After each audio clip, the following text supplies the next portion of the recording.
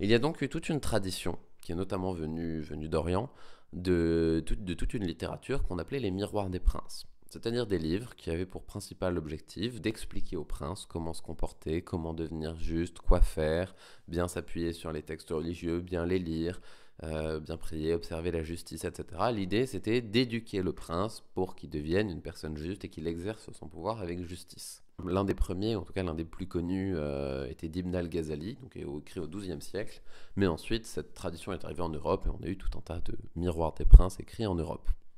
L'idée est donc de faire un guide pour que le prince devienne vertueux, juste, pieux, etc. Alors, évidemment, tout ce que je raconte là est une construction théorique. La pratique s'y écarte toujours un peu. Forcément, il y a eu des passages où les princes n'ont pas toujours été justes, évidemment, ils n'ont pas toujours observé les lois divines. Voilà, le roi de France, en 1303, avait envoyé des hommes pour prendre d'assaut en partie la maison du pape Boniface VIII parce qu'ils n'étaient pas d'accord sur des raisons fiscales. Enfin bon, forcément, il y a toujours eu des décalages entre la théorie et la pratique, mais la théorie politique de l'époque s'articule globalement autour de ces concepts. Alors, sur la place du secret, il y a l'idée évidemment ici que le secret n'est pas juste, que le mensonge n'est pas juste, qu'il n'est pas préconisé par Dieu, et il est donc à éviter. Et vous allez me dire, en cas de guerre, forcément, on ne peut pas dévoiler sa stratégie à l'autre. Alors, la pensée médiévale a également prévu des exceptions, justement en cas de guerre. Mais il faut que ce soit une guerre juste. Or, il y a toute une réflexion autour des critères qui font qu'une guerre est juste. Notamment, elle doit avoir pour objectif de viser la paix. Donc, la guerre est un moyen pour garantir une paix future. Et qui est normalement une guerre de type défensive, qui cherche à se protéger par rapport aux autres. Et dans ces cas-là, la notion qui est appliquée, elle est au droit romain, c'est la notion de necessitas. C'est l'idée que quand nécessité fait loi, necessitas legem non habet, la nécessité ne connaît point de loi. Quand il y a effectivement une guerre qui est juste, alors on peut se permettre de mentir pour la gagner. Donc, s'il fallait résumer les principales caractéristiques de cette pensée politique médiévale, et justement qui se prolongera dans l'humanisme, même s'il y a des décalages, des différences, et par rapport à laquelle va s'opposer Machiavel, et on verra sur comment. Alors il y a une distinction et une inféodation du pouvoir temporel et spirituel, l'un étant inféodé à l'autre, une approche moralisante qui vise à faire du roi une personne conforme à un idéal, un roi qui a pour mission et pour finalité de faire appliquer une loi divine, et des exceptions permises en cas de guerre, mais uniquement si la guerre est considéré comme juste. Maintenant, on va donc parler de la pensée de Machiavel. Alors, Machiavel a été un fonctionnaire de la République florentine, fin du XVe siècle, début du XVIe siècle. Il est né entre 1469 et 1527, et globalement, l'Italie, le contexte politique de l'Italie de cette période, pour le dire simplement, c'est compliqué. C'est tout un morcellement de cités, de républiques qui sont liées à des villes et à leur territoire, Lucques, Florence, Pise, Venise, qui sont régulièrement en conflit les unes avec les autres, qui font des alliances, les rompent. Il y a le Saint-Empire qui a longtemps essayé d'obtenir des territoires sur l'Italie, la France l'a essayé au début sur cette période, l'Espagne a essayé. Bref, politiquement, c'est assez compliqué. Donc une très très grande instabilité politique. Et ça, c'est important dans la construction de la pensée machiavélienne. Alors, la pensée de Machiavel a souvent été caricaturée. D'ailleurs, elle est à l'origine de l'objectif machiavélique, qui est généralement synonyme d'une sorte de cynisme du pouvoir, d'une sorte de malveillance. Diderot, dans l'article Machiavélisme de l'Encyclopédie, le décrit Machiavel comme celui qui enseignait l'art de tyranniser. Alors, s'il n'a jamais utilisé le terme de raison d'État, on verra en quoi sa pensée, par les glissements qu'elle opère par rapport à la pensée médiévale notamment, et par rapport aux humanistes de son époque, a quand même effectivement apporté des points qui ont pu faire penser qu'il en était quand même l'un des principaux théoriciens, même s'il n'a jamais mobilisé cette notion. Alors, la démarche de Machiavel ne peut pas à proprement parler être qualifiée de scientifique, mais il y a quand même une rupture par rapport à la pensée scolastique, dans le sens où elle essaye de décrire, de prendre le fonctionnement politique tel qu'il est, avec une démarche descriptive, qui est basée sur la connaissance de l'histoire récente et de l'histoire antique. Lire Machiavel, lire Le Prince, c'est en partie lire un livre d'histoire antique et d'histoire de l'Italie de son époque, parce qu'il y fait énormément référence. Et donc de ne pas analyser, de ne pas être dans une démarche idéaliste dans laquelle il va analyser le pouvoir et le fonctionnement du pouvoir tel qu'il devrait être. mais comme il est réellement. Alors, la démarche du livre commence par une description du principotype de principauté, mais le grand cœur de son livre, c'est de donner des conseils au prince sur comment, ou en tout cas son objectif officiel, comment acquérir et comment se maintenir au pouvoir, et comment conserver le pouvoir.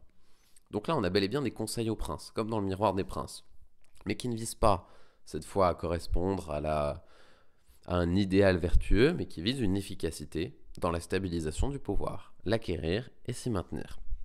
Par là, il s'écarte donc des scolastiques sur un premier point.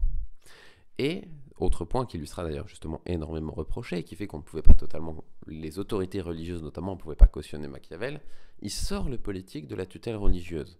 Il ne s'agit plus d'avoir un pouvoir temporel qui est inféodé à un pouvoir religieux avec un roi qui doit correspondre à un idéal, mais le constat que pour obtenir le pouvoir et s'y maintenir, il y a tout un ensemble de techniques, de moyens qu'il analyse et qu'il décrit. Donc le pouvoir devient une question qui est hors du domaine religieux. Donc là, il n'y a plus de roi intrinsèquement juste face à des tyrans intrinsèquement mauvais. Il y a des nouveaux princes et des anciens princes qui doivent notamment avoir des stratégies différentes. Alors, dans cette perspective, et justement pour se maintenir au pouvoir, pour acquérir le pouvoir, il peut être, c'est effectivement un fait, c'est assez pragmatique, il peut être utile et nécessaire de savoir ruser, de savoir tromper, de savoir feindre. Donc là, je vais vous lire un passage de Machiavel, qui est un des passages assez connus, donc le chapitre 18, vous allez retrouver à peu près cette idée. Comment les princes doivent tenir leur parole. Alors, chacun entend assez souvent qu'il est fort louable à un prince de tenir sa parole et de vivre en intégrité, sans ruse ni tromperie. Néanmoins, on voit par expérience que les princes qui de notre temps ont fait de grandes choses n'ont pas tenu grand compte de leurs paroles, qu'ils ont su, par ruse, circonvenir l'esprit des hommes, et qu'à la fin, ils ont surpassé ceux qui se sont fondés sur la loyauté. Il faut donc savoir qu'il y a deux manières de combattre. L'une par les lois, l'autre par la force. La première est propre aux hommes, la seconde aux bêtes. Mais comme la première souvent ne suffit pas, il faut recourir à la seconde. C'est pourquoi il est nécessaire au prince de savoir bien pratiquer et la bête et l'homme. Là, vous retrouvez cette idée, il faut savoir effectivement utiliser la ruse. Si donc un prince doit savoir bien user de la bête, il doit choisir le renard et le lion, car le lion ne peut se défendre des filets, et le renard des loups. Il faut donc être renard pour connaître les filets, derrière le renard vous aurez l'idée de la ruse, et lion pour faire peur aux loups, là vous aurez l'idée de la force. Ceux qui ne veulent seulement faire les lions et n'y entendent rien, partant, un seigneur avisé ne peut tenir sa parole quand cela se retournerait contre lui, et quand les causes qui l'ont conduit à promettre ont disparu, d'autant que si les hommes étaient tous gens de bien, mon précepte serait nul, mais comme ils sont méchants et qu'ils ne tiennent pas parole, tu n'as pas à la tenir toi-même. Un autre passage dans la même idée, il n'est pas nécessaire à un prince d'avoir toutes les qualités ci-dessus nommées, mais de paraître les avoir. Et même, j'oserais bien dire que s'il les a et qu'il les observe toujours, elles lui porteront dommage. Mais faisons beau semblant de les avoir, alors elles sont profitables. Comme de sembler être pitoyable, fidèle, humain, intègre, religieux, et de l'être, mais s'étant bien préparé l'esprit s'il faut à ne l'être point et à pouvoir savoir faire le contraire. Et il faut aussi noter qu'un prince, surtout quand il est nouveau, ne peut bonnement observer toutes ces conditions par lesquelles on est estimé homme de bien, car il est souvent contraint, pour maintenir ses états, d'agir contre sa parole, contre la charité, contre l'humanité, contre la religion. Là, on a donc une attaque qui est assez frontale par rapport à ses contemporains, c'est l'idée et par rapport aux scolastiques, c'est l'idée qu'il ne faut pas correspondre à un idéal, mais agir de manière pragmatique par rapport à ce qui ne marche ou à ce qui ne marche pas. Il y a l'idée qu'il observe les choses telles qu'elles sont. Un second passage le montre bien, donc c'est le chapitre 15. Reste maintenant à voir quelles doivent être les manières et façons du prince envers ses sujets et ses amis.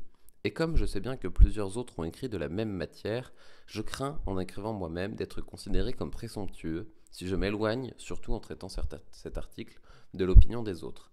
Mais mon intention étant d'écrire choses profitables à ceux qui les entendront, il m'a semblé plus convenable de m'en tenir à la vérité effective de mon sujet qu'à ce qu'on imagine à son propos. Plusieurs se sont imaginés des républiques et des principautés qui ne furent jamais vues ni connues pour vraies. Ça, c'est pour tout le mouvement utopiste qui apparaîtra. Mais il y a si loin de la manière dont on vit et celle selon laquelle on devrait vivre que celui qui laissera ce qui se fait pour ce qui se devrait faire apprend plutôt à se perdre qu'à se conserver. Car qui veut être entièrement en profession d'homme de bien, il ne peut éviter sa perte parmi tant de gens qui ne sont pas gens de bien. Enfin, ça, c'est pour l'ensemble des philosophes de son époque qui voulaient apprendre le monde tel qu'il devrait être et pas tel qu'il est.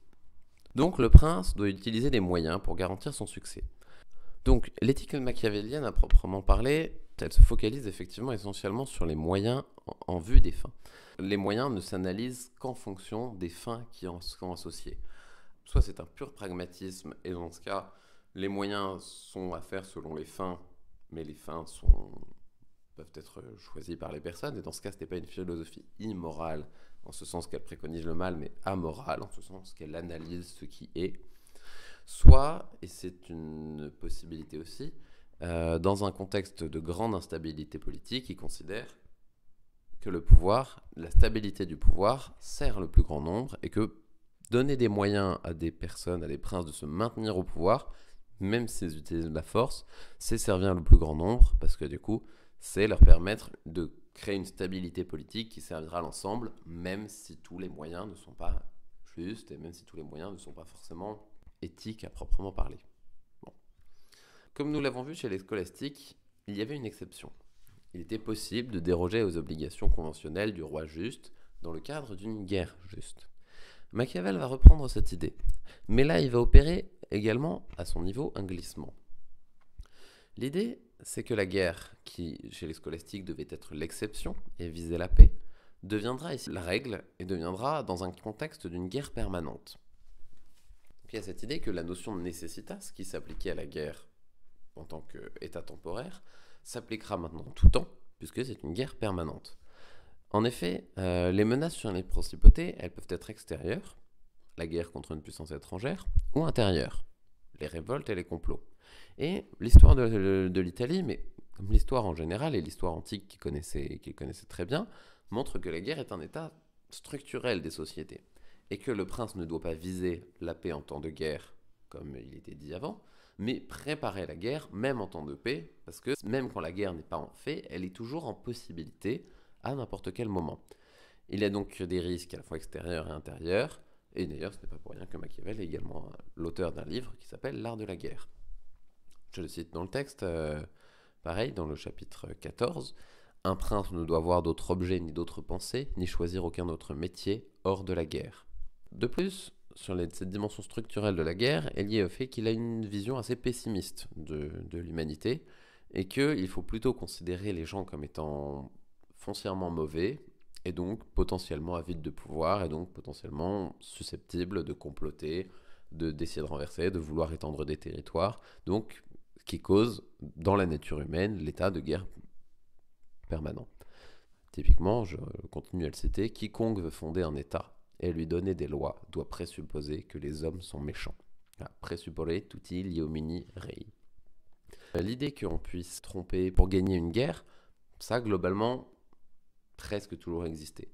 On regarde déjà dans l'Iliade et l'Odyssée la manière avec laquelle la ville de Troie est prise, c'est notamment via le cheval de Troie, c'est-à-dire qu'on a créé un faux cheval dans lequel on l'a présenté comme un cadeau, ce qui est donc un mensonge, et dedans il y avait des soldats cachés, et Troie, la ville de Troie est prise de cette manière.